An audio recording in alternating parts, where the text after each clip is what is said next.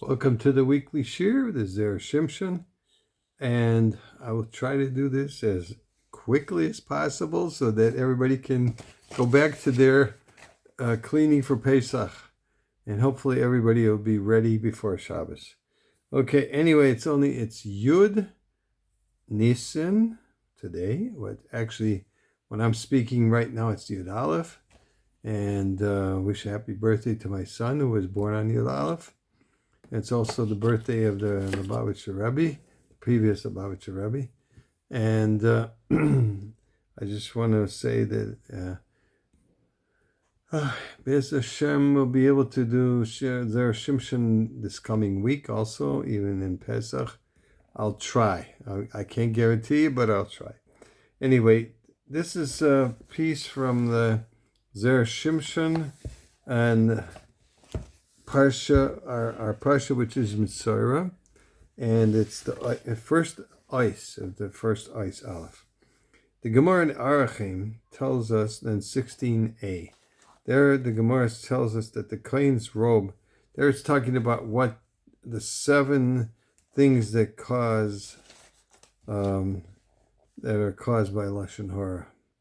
So it tells us the Kohen's robe atones from lashon hara that it do no damage.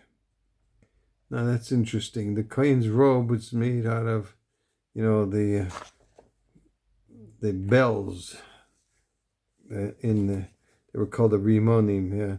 If there was damage, the one who spoke lashon hara will be punished with blemishes, which will help mitigate the sin.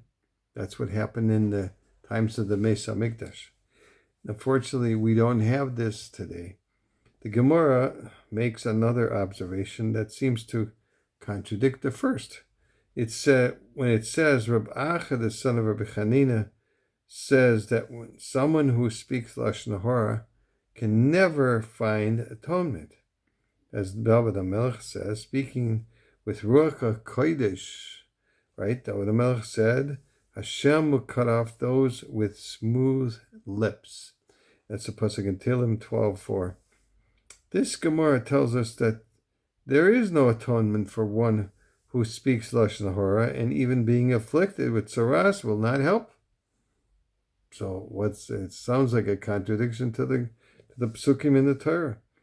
But the Zer Shimshon says, even when the sinner himself is not able to rectify his sin, he will find atonement through the power of the congregation's prayers.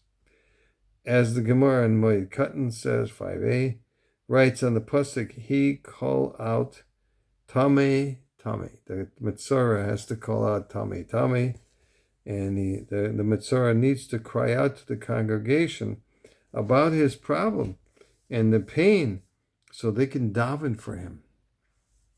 Why is tsaras the only problem that the Torah recommends be brought to the attention of the congregation? Not any other sicknesses or challenges. Now, we all know that we pray for people who have sicknesses. We say their name and their mother's name, and we pray for them. So why not do that for tsaras? Because this is something unique about the avera of lashon hara. Lashon hara is a sin for which there is no atonement, because there's no way to redeem oneself for speaking negatively about someone else. Once it's out, it's out.